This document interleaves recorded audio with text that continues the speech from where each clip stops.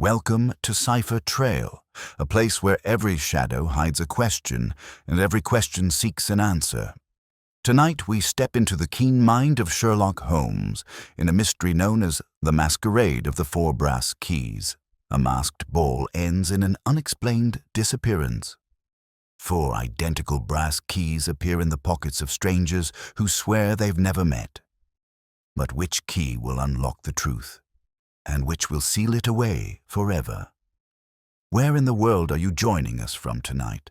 If this mystery intrigues your mind, give the video a like and subscribe for more tales of cunning and crime. Now, pour yourself something warm, draw the curtains close, and let the mystery begin.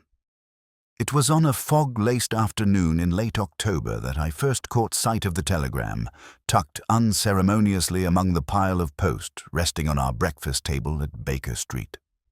Holmes had risen early, an uncharacteristic habit he indulged in only when stimulated by a particularly knotty problem or in the rare event that Mrs. Hudson's new tea blend had pleased his erratic palate. That morning, however, he had been silent, sunk in the depths of his armchair with his eyes half closed and his long fingers steepled beneath his sharp chin. The fire crackled, casting flickering light across the walls. Outside, a cabman shouted through the mist, and the sounds of a bustling Baker Street struggled against the heavy drape of fog. I flipped the telegram in my hands. It bore the seal of the Foreign Office and was addressed, unusually, to me. Urgent. Request presence of Mr. Sherlock. Holmes and Dr. Watson. Matter involving Masquerade ball and loss of classified item. Details to follow. Harrington. I handed it to Holmes without a word. His eyes flickered open the moment I did, as though he'd already anticipated the message. Harrington, he said softly, turning the paper toward the light. That would be Sir Geoffrey Harrington of the Foreign Office, recently returned from Lisbon, a meticulous man allergic to overstatement. If he deems this urgent, it would be wise not to delay. And a masquerade? I asked, intrigued. What sort of classified item could possibly go missing at a ball? Something easily concealed and even more easily stolen under the cover of costume and anonymity, my dear Watson, Holmes replied. Consider the setting: masked faces, flickering chandeliers, champagne, and secrets whispered in corners. A perfect environment for subterfuge. Holmes stood abruptly, donning his grey overcoat and reaching for his hat and cane with a fluid motion. Fetch your revolver, he added without looking at me. Something tells me this will not be a matter of simple pageantry. Within the hour, we arrived at Whitehall, where a junior clerk, pale and nervous, ushered us into a room lined with books and brass fixtures. Sir Geoffrey Harrington greeted us without preamble. His hands were clasped tightly behind his back, and his sharp grey eyes scanned Holmes with barely concealed urgency. A most delicate situation, Harrington began, his voice clipped. There was an event last night at the Montrose Club, a private masquerade hosted by Lord Althorp. Among the attendees were members of Parliament, foreign dignitaries, and agents whose identities are not for public knowledge. During the course of the evening, an object went missing. Holmes motioned for him to continue. It was a small flat box, gilt-edged. Inside, 4 identical brass keys, each uniquely cut but visually indistinguishable. Together, they unlock a sequence of intelligence vaults, one at the Admiralty, another at the Cipher Bureau, and 2 others I am not at liberty to name. A symbolic gesture? I asked. Surely the vaults are not designed so theatrically. Sir Geoffrey allowed himself the faintest of smiles. The keys themselves are ceremonial. The actual locks are electronic, but the existence of these brass keys is known only to a few senior officials. Their disappearance implies one of 2 things: an insider with troubling access, or an outsider with far too much knowledge. Holmes paced the length of the carpet, hands behind his back. And when, precisely, were they discovered missing? This morning, said Harrington. They were last seen before midnight in a velvet-lined case, stored in a locked drawer in Lord Althorp's study. After the ball, the host noticed the drawer ajar, and the case was gone. Holmes turned abruptly. The study, was it locked during the event? No, Harrington admitted. Althorpe was showing off his collection of maritime curiosities to several guests, including a certain countess. Countess Varinka? Holmes asked, arching an eyebrow. Harrington's eyes narrowed. Do you know her?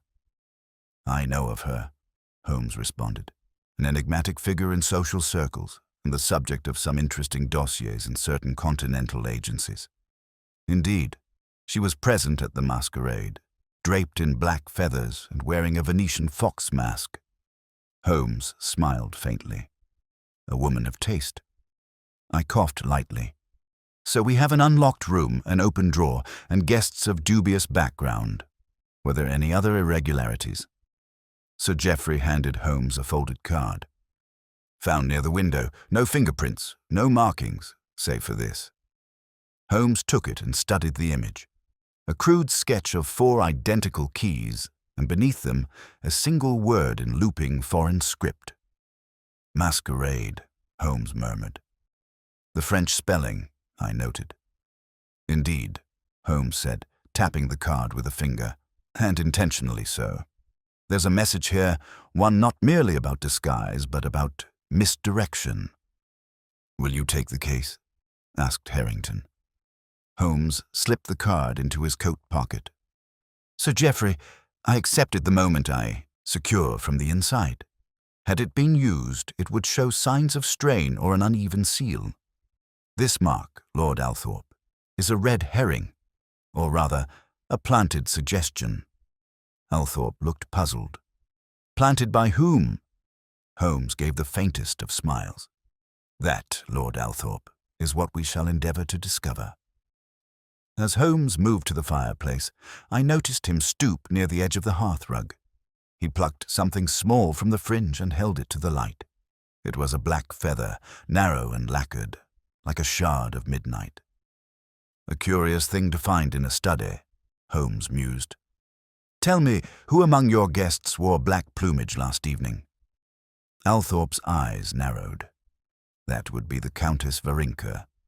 A rather theatrical ensemble, black feathers in a fan across her shoulders and the fox mask. She arrived with Sir Montague Steele, though I've never known her to be in his circle. Holmes tucked the feather into an envelope. Theatrical, yes, and deliberate. The fox in folklore is the trickster, clever, elusive, and often underestimated.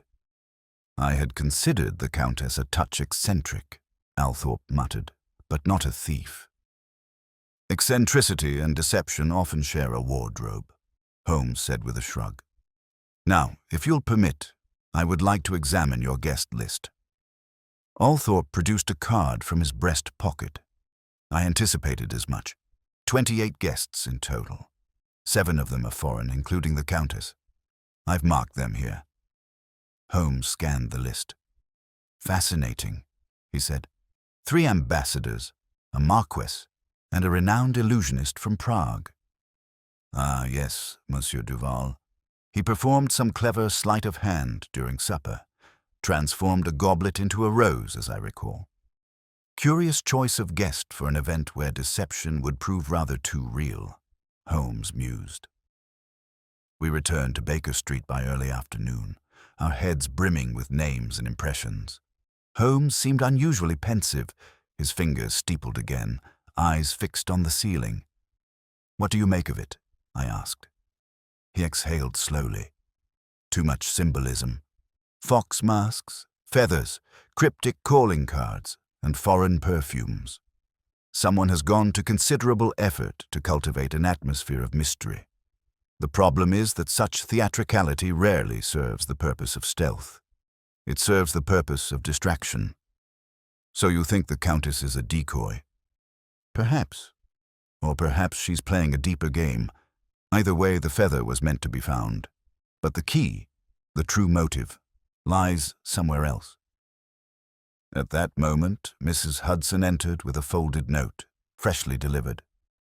No name, sir, she said. But the boy said it came from a gentleman with an accent. Continental, he thought. Holmes unfolded the paper. In elegant, slanted script, it read, 4 keys, 4 doors. Only one opens the truth. Find the masquerade within. Holmes let out a low whistle. Ah, Watson, the plot thickens and our players reveal themselves, just enough to make the dance interesting. I leaned forward. Does it mean anything? Holmes was already rising, eyes alight. It means, my dear Watson, that whoever took the keys is not only mocking us but also inviting us to follow, and I do so love a game played in earnest. Where to now? I asked, donning my coat once more. To the Savoy, he replied, where Countess Varinka is known to be staying. I believe it is time we met the fox behind the feathers. And so, under a darkening sky and the rattle of distant hooves, we stepped once more into London's labyrinth of secrets, pursuing a trail of masks, keys, and riddles that had only just begun to unfold. The Savoy Hotel, resplendent in its gaslit grandeur and marble-columned opulence, stood like a palace from a forgotten age. Its grand chandelier glimmered like a constellation above the lobby as Holmes and I stepped inside that damp October evening. The doorman, accustomed to the whims of titled eccentrics and foreign nobility, raised no eyebrow at Holmes's determined gait, nor my hasty scribbling of notes in the pocketbook I habitually carried. Countess Varinka arrived yesterday evening, Holmes murmured, scanning the gilt registry behind the concierge's desk. Under the name Madame V. A charming vagueness, wouldn't you say? Are we to confront her directly? I asked. Holmes' eyes gleamed with anticipation. Number, we are to let the fox come to us, curious, unalarmed, and talkative. We ascended to the 2nd floor, where her suite overlooked the Thames. Holmes knocked thrice, neither too assertively nor too softly, and within moments the door swung open. She was, without doubt, the most enigmatic woman I had ever encountered. Draped in a flowing silken robe the color of polished coal, her hair swept up into an artful nest of curls, Countess Varinka regarded us with eyes that did not blink so much as measure. She was tall and elegant, and carried the faint scent of rosewater and myrrh. Mr. Sherlock Holmes, she said, her accent lilting across each syllable like a whispered threat. And the loyal doctor, what a surprise. Holmes offered a courteous bow.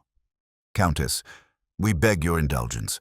A matter of national importance draws us to your door. She ushered us in with a graceful sweep of her hand. All matters that attract Mr. Holmes are, I find, of either national or personal importance. Please, sit.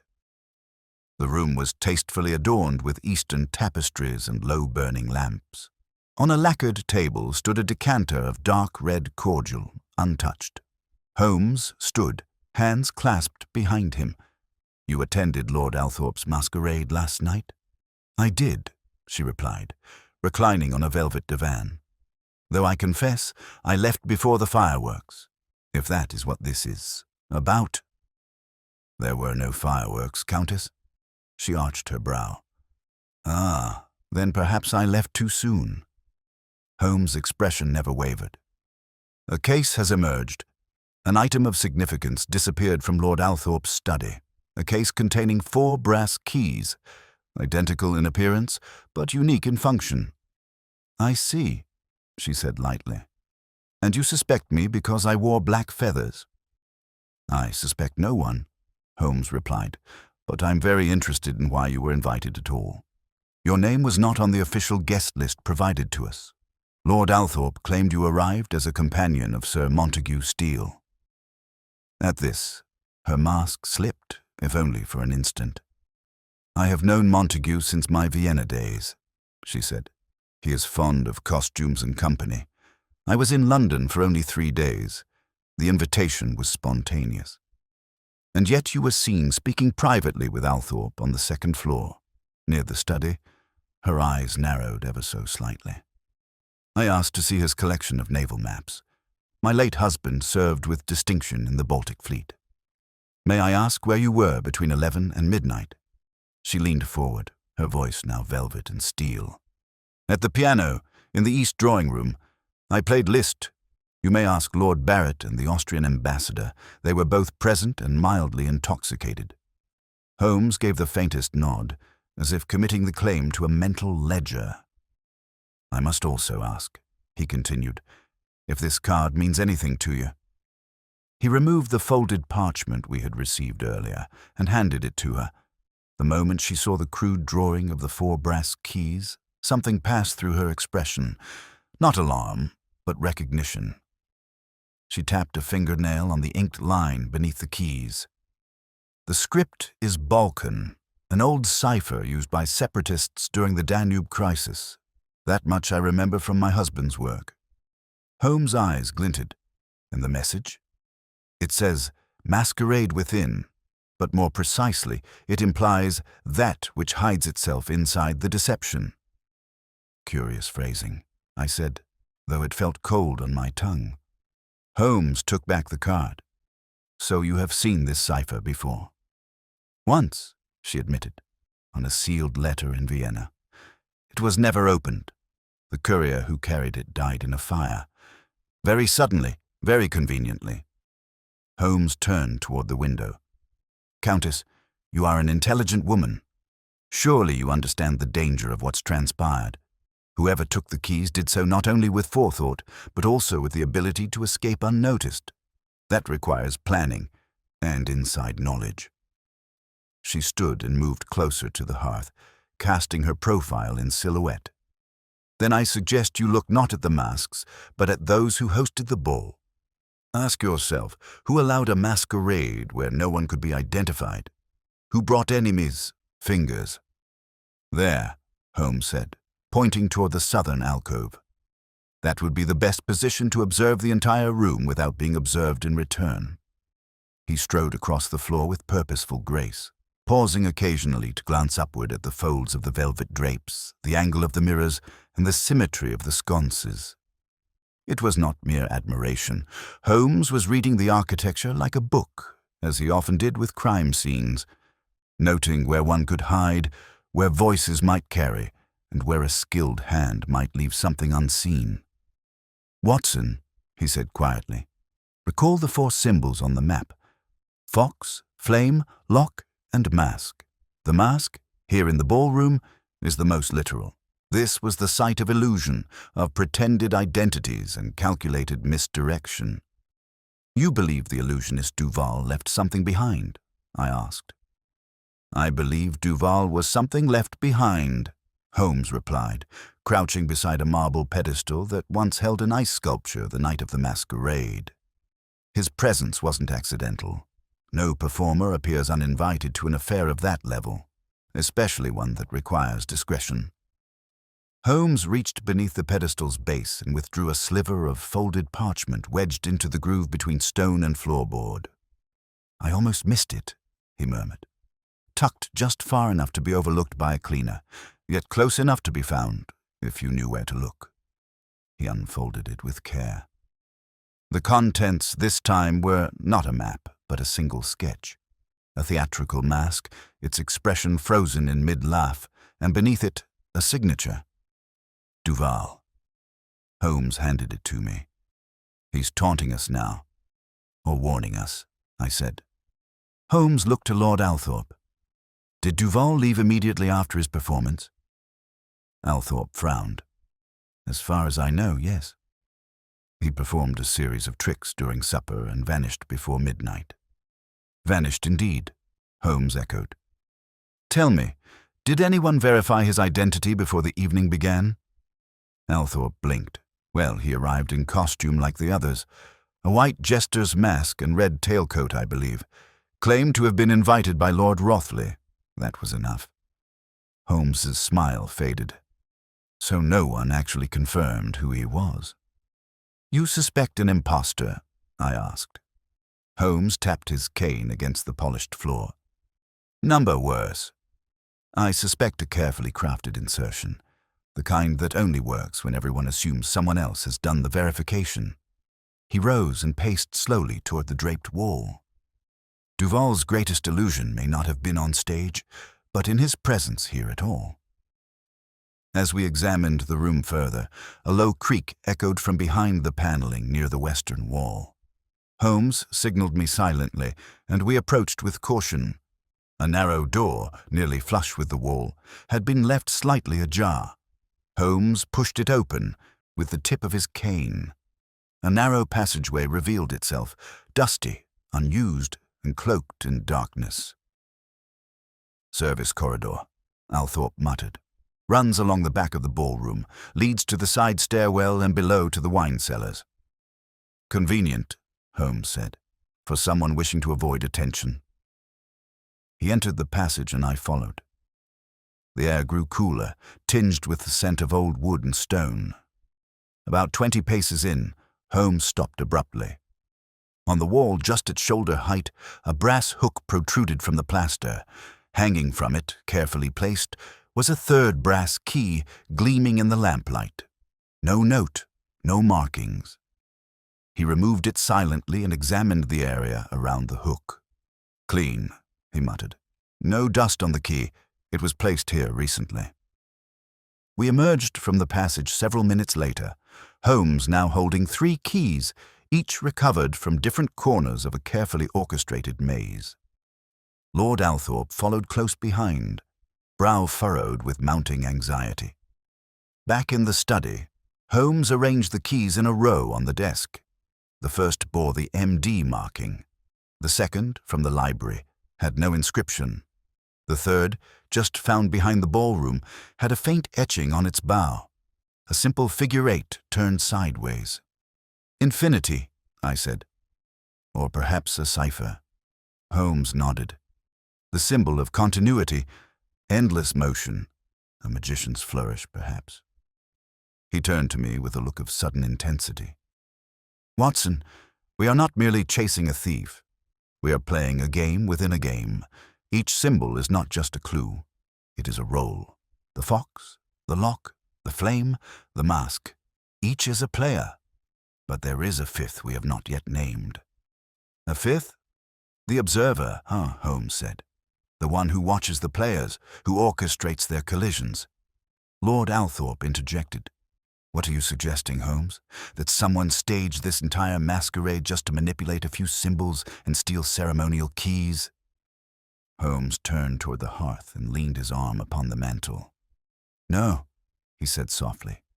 "They did it to prove something, or perhaps to expose something." The clock struck 11. At that precise moment, a knock rattled the door. The footman entered again, pale and breathless. "Beg pardon, my lords," he said, "but there's been a disturbance in the wine cellars." A staff member heard movement and found a torn piece of fabric caught on the storage latch. "And this." He handed Holmes a crumpled envelope. Holmes opened it slowly. Inside was a small card with another phrase.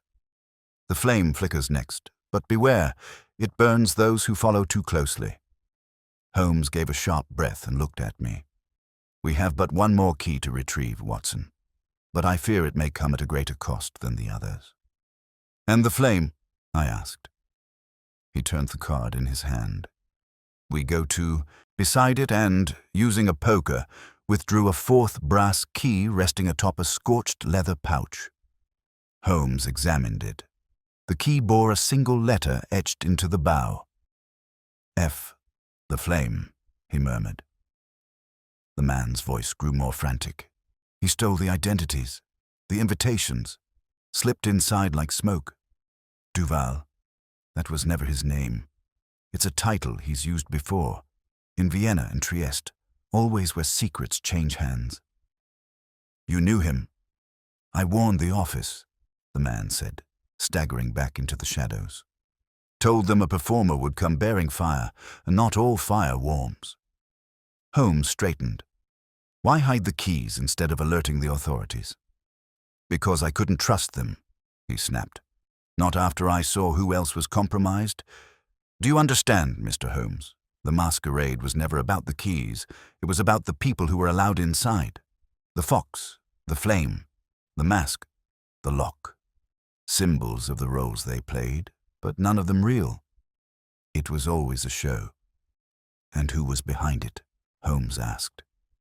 The man laughed again, but then staggered and fell to one knee, clutching his side. Holmes was on his side instantly. A thin line of blood had begun to trickle through his shirt. "He's been stabbed," I said, kneeling to examine him. "Not deep, but deliberate." "A warning." Holmes looked at me. "Which means we are not alone." A soft clink echoed in the shadows behind us. We turned. Too late. A figure in a long grey coat, face obscured by a wide-brimmed hat and dark scarf, slipped back between the barrels. The lantern's reach did not follow. Holmes sprang to his feet and gave chase, weaving through the rows like a hound on a scent. I helped the wounded man to a sitting position before drawing my revolver and racing after Holmes. The figure was fast, too fast to be unfamiliar with the layout. Holmes vanished around a corner, and moments later I heard the metallic crash of crates falling. When I reached him, Holmes stood alone in an open alcove, breathing heavily. A wooden door stood ajar to the alley behind the club. The lock forced, the hinge hanging like a snapped limb. "Gone," he said, but not unseen. He reached down and retrieved something from the floor. A playing card. It was the Jack of Hearts. "No ordinary signature," Holmes said. "This isn't just theatre, Watson. It's a message. A warning. A declaration," he said darkly, "that the game is far from over and the next move is theirs." We returned to the cellar. The wounded man had vanished, leaving only a streak of blood and the warmth of the extinguished brazier. "He was never staying," Holmes murmured. "He came to deliver the final piece and then vanished like the rest." We returned to the study above, now in possession of all 4 brass keys. Holmes laid them on the table, aligning them with deliberate care. The blurred every line. Truth and fiction, loyalty and ambition. What clarity do you seek from me? "You were the bridge between several guests at the Masquerade," Holmes said, stepping closer, and not merely as an acquaintance. "Countess Varenka claimed she accompanied you, yet her arrival was unrecorded. Monsieur Duval, the illusionist, cited your name upon entry. The locksmith in the cellar, a man once of the Foreign Office, was under your patronage before his disappearance 5 years ago." Steele's expression did not change. Patronage is a generous word. I knew the man. He had a mind for puzzles. Broke under pressure during the Balkan operations. A pity. Holmes continued. "And you were seen lingering near the eastern stairwell that night, minutes before the case of the brass keys vanished." At last, a flicker of change touched Steele's tone. "This is not an interrogation, Holmes." "No," Holmes replied. "This is a courtesy. The interrogation may come later, at the hands of the Home Office, unless you prefer to speak freely now." There was silence. Then Steele leaned forward, the edge of his glass eye glinting like an unsheathed blade. "You speak of masquerades," he said, "but you ignore the truth behind them. You know why brass keys matter, Holmes. They are not accessible. They are insurance. Tokens shared among those whose silence must be guaranteed." "Blackmail," I said quietly. Holmes did not look at me. "Go on." Steele smiled thinly. "Each key corresponds to a vault. But what matters is what those vaults contain. Letters, reports, names, details that could unravel alliances if exposed. During the Lisbon talks, the office created an arrangement, each key given to a different individual, each sworn to secrecy." "But something changed," Holmes said. "Yes. Trust eroded. The keeper of the 4th key, Lord Remley, was found drowned 2 months ago. They called it an accident. It was not. And so someone decided the Masquerade was safer than silence. Someone," Steele said, rising slowly, "wanted control of all the keys. Not to destroy the vaults, but to decide who might access them. Power, Holmes, not sabotage." "You speak as though it wasn't you," Holmes said coldly. "I was one of the first targets," Steele replied. which is why I invited those I suspected.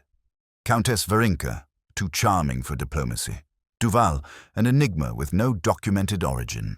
The locksmith, gone for years, yet suddenly seen again. I watched them as I knew I would be watched. Holmes tilted his head. Then who was the observer? Steele's glass eyes seemed to stare through us. The man you chase, he said. He has no face, no nation, no loyalties. He uses symbols the way a puppeteer uses strings. He calls himself Maspero, a name borrowed, like a mask. In Cairo, he was an archaeologist. In Belgium, a banker. Here, he was Duval, the belly of the building, where the air smelled of varnish and institutional secrecy. The clerk unlocked a heavy door and gestured us inside. Holmes entered the room and stood for a long moment in silence. The room was lined with tall grey filing cabinets, each labelled with string codes and years.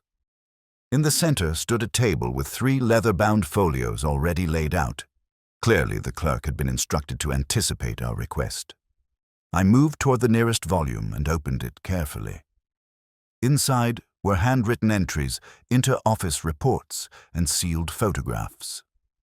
Holmes joined me, already rifling through the second volume, his eyes flicking rapidly from line to line. "This is not just intelligence," he said after a while. "It's a compromise." I looked down at one page. A coded transcript referencing an intercepted letter between a senior British envoy and a member of the Belgian Crown, intimate in tone, politically damning in implication. Another file referenced payoffs to secure mineral rights in Tanganyika. A third, unsigned, hinted at British involvement in the sudden collapse of a neutral shipping pact. "It's blackmail material," I whispered. "No," Holmes said. "It's worse. It's leverage. Insurance policies against breaking alliances and exposing misconduct. It's the true cost of diplomacy in the shadows." He stepped back, hands behind his back, surveying the files as a whole. "Now we understand," he murmured, "why the keys were made and why they were coveted." "And what of the Masquerade?" I asked. "Why create such a performance to retrieve them?" "Because, Watson, a direct theft would trigger suspicion. A visible breach would bring attention to what no one wishes to admit exists. The Masquerade provided both access and deniability. The players were carefully chosen, not for their innocence, but for their connections. They were meant to misdirect, confuse, and leave a puzzle." Holmes moved toward the third folio. As he opened it, a sealed envelope slipped free. It bore no markings, but the wax seal had been broken, deliberately and with great care. He opened it and read aloud. "Those who hold the keys believe themselves gatekeepers. But gates can be rebuilt. What cannot be replaced is trust. This is your final act. Choose exposure or silence. I will act accordingly." There was no signature. Holmes stood still, then slowly folded the letter and slid it into his coat. "A warning," I said. "A challenge," he replied. "The author dares us to use what we've found." Suddenly, the clerk appeared again, this time flanked by a man in uniform.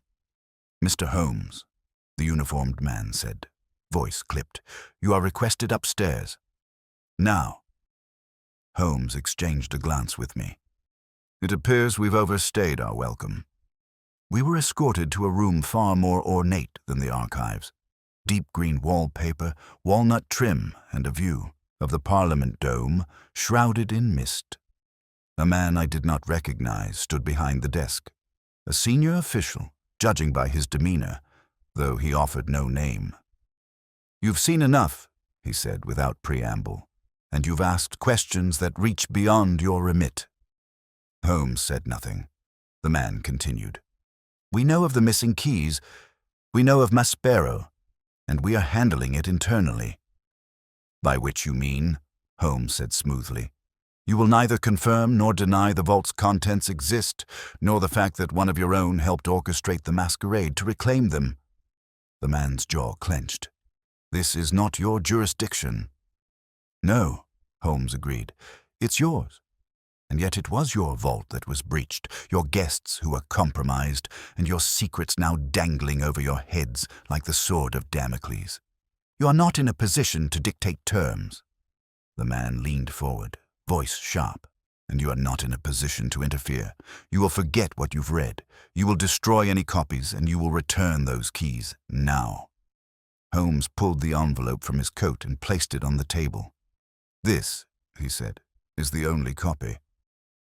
As for the keys," he paused and smiled faintly. "They are somewhere safe." The man glared. "Do not mistake our courtesy for leniency." Holmes turned toward the door. "Nor yours for competence." We left without another word. Outside, the wind had picked up, scattering leaves across the pavement. Holmes walked quickly, his coat billowing behind him. "We're being followed," he said without looking back. "How many?" "2, possibly 3. They'll peel off after a few blocks. This is theater now. To frighten us. To see if we run," he said. "But we've seen what lies behind the door. There's no need to chase shadows anymore." We returned to Baker Street by dusk.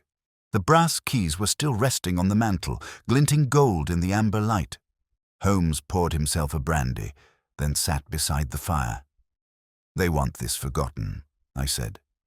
"Yes," Holmes replied. "Because the masquerade was not the theft of keys. It was the rehearsal of control. Maspero has vanished again, but only because he wished to. And the others? Steele, Varinka, and even the locksmith. They all played their parts. Willingly or not." He raised the glass. "To those who wear masks," he said, "and to those who dare to take them off."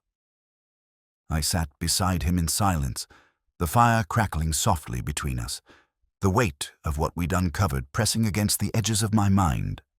And somewhere, out there in the haze of London's spires, a man with no face, no name, and no nation watched and waited for the final curtain call. It was 2 nights after our return from the Foreign Office that the letter arrived, unsigned, unstamped, and delivered not by post, but slipped, discreetly under the door of 221B Baker Street. Holmes found it before dawn, already awake and at his writing desk, tracing the outlines of the 4 brass keys with a precision that suggested both reverence and unease. He opened the envelope in silence. The paper inside was stiff and expensive and bore a faint scent of myrrh and ash. No emblem, no name. Only 4 lines, written in a neat but foreign hand. 4 keys return. 4 voices were heard. The 5th stands watching, unseen, unheard. Holmes read it aloud once, then a second time, more softly. I looked up from my chair beside the hearth. "He's still speaking in riddles?" "No, Watson," Holmes murmured. "He's speaking in warnings." We sat in silence for a moment, the city just beginning to stir beyond the window pane. "He's not finished," I said. "Indeed. He's only just begun." Holmes stood and crossed the mantel, retrieving the keys. He placed them on the table in a new arrangement. This time, not in a line, but in a cross, with the unmarked key at the center. "There is a 5th player in this masquerade, Watson," he said. "Not the fox, the flame, the mask, or the lock. The 5th has no symbol, no title, because the 5th is not seen. He is the one watching the rest. The conductor. Maspero, or whatever name he wears now," Holmes said, his voice low. "But he's changed the rules. He's exposed the players but withheld the ending, which means he wants us to make the next move." As if on cue, footsteps echoed on the stairs. Mrs. Hudson's voice preceded the knock. "Inspector Lestrade for you, Mr. Holmes." "Show him in." Lestrade entered with his usual briskness, but there was something different in his manner. Less bluster, more caution. "Holmes," he said, tugging his gloves. "Something's come up. Thought you'd want to hear it directly. Go on." "There was a break-in last night. Quiet, clean, no broken glass, no footprints. The victim didn't even know anything was taken until this morning." "The Foreign Office." Holmes's eyes narrowed. Again. Not the records room, Lestrade said. The diplomatic residences. Specifically, the private study of one Sir Montague Steele. My heart stirred. Was he harmed? Lestrade shook his head. Wasn't home. Returned from his club an hour ago to find the place completely untouched, except for his safe. Not forced, not damaged, just open and empty. Holmes pressed his fingertips together. And what was in the safe? Lestrade hesitated. That they wouldn't say. Only that it was confidential and highly sensitive. But here's the part that brought me to you. Inside the safe, they found this. He handed Holmes a single sheet.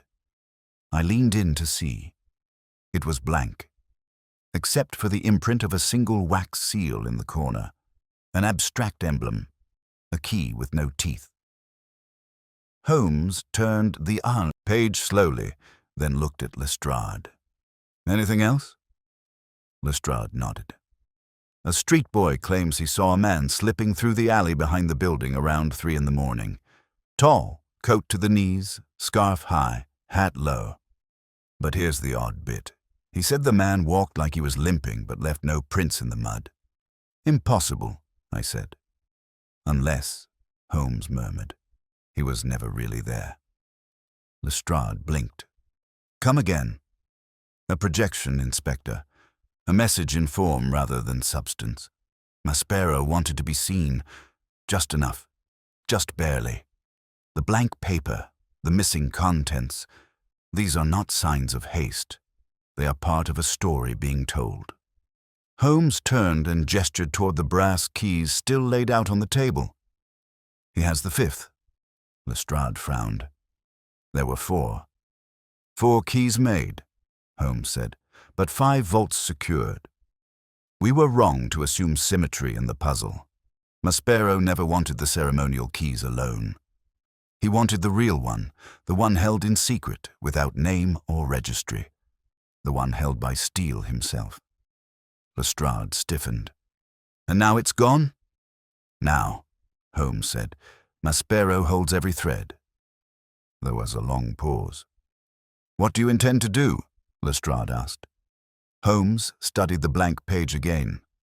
He wants a meeting. He's drawn us to the edge of the stage. We must step into the spotlight. That evening, Holmes penned a single-sentence reply on fine cream stock, sealed it with black wax, and sent it by private courier to a discreet address known to no one but himself and certain foreign agents. The message read, "The 5th is listening. Let him speak." Midnight. The tunnels beneath King's Cross. By the stroke of 12, we stood in the dripping stone corridor beneath the old King's Cross freight tunnels, now half abandoned, used occasionally for maintenance but largely forgotten. The walls were slick with moisture. The air hung heavy with coal dust and damp stone. Lestrade and 2 plainclothes officers were stationed at strategic intervals along the upper access shafts, out of sight but close enough to intervene if needed. Holmes stood in the center of the open chamber, the 4 brass keys in his coat, his posture unnervingly relaxed. "He'll come," he said softly. "How can you be sure?" "Because this time," Holmes replied, "I didn't leave him a choice." We waited. At 12:12 precisely, the sound of footsteps echoed from the far corridor, measured, deliberate, and unhurried. A figure emerged. He wore no mask, no scarf, no hat, just a long grey coat, damp at the hem, and a pair of dark gloves. His face was unfamiliar, handsome, forgettable, and strangely symmetrical. Holmes stepped forward. "Maspero." The man inclined his head slightly. "A borrowed name, but it will do. You wanted control of the vaults." "I wanted clarity," Maspero said. "The vaults were built on silence, fear, misplaced trust. You gave them keys to protect their power. I wanted to prove how easily power can be taken back." "At what cost?" Maspero's eyes did not blink. "They'll rebuild the locks, but now they know. So do you." Holmes said nothing. Maspero extended a gloved hand. Something small gleamed within it. The fifth key. He placed it on the stone floor between them. "No need for violence," he said. "No need for applause. The show is over." And he retreated into the dark. No chase, no resistance, only retreat, silent and final. Holmes did not follow. He took the fifth key and turned to me. "Come, Watson, curtains down." As we stepped into the cold night above, the city stirred around us, unaware that a performance had concluded beneath their feet. And somewhere, hidden behind nameless doors and mirrored halls, the audience that mattered most had already begun planning the next act. The morning after the meeting beneath King's Cross brought a rare stillness to 221B Baker Street. The autumn fog hung low, as if reluctant to disperse, shrouding the city's rooftops in quiet speculation. I found Holmes not at his usual station by the hearth, nor hunched over chemical flasks at his work bench, but seated by the window, unmoving, contemplative, and gazing out through the curtain's gap as though waiting for the next line in a conversation only he could hear. The fifth key lay on the table beside him. It was heavier than the others, etched with no symbols, no initials, no hint of origin, just a clean shaft and a cold, precise cut. It seemed to resist touch, as though its presence had weight beyond its metal. I poured coffee in silence, then took the seat across from him. Holmes did not look at me. "He could have vanished," I said eventually. "He should have vanished, yet he gave it back." Holmes didn't turn, because he had no further use for it. The point was never possession, Watson. It was exposure, to show that what they guarded so carefully could be claimed at will, and returned, untouched. "You think it was mercy?" Holmes's brow twitched. "It was theater, the final bow. He crafted the entire affair to reveal a truth none of them could admit, that they had built a system so fragile, a single man could manipulate it like a clockwork toy. And now?" Holmes finally met my gaze. "Now they will pretend nothing happened. The vaults will be relocated. The players were reassigned or discredited, and Masquerade, if he calls himself that again, will disappear into another shadow, another country, another mask." I nodded slowly. "And us?" Holmes smiled faintly. "We are left with a story no one will believe and a key to a lock that may no longer exist."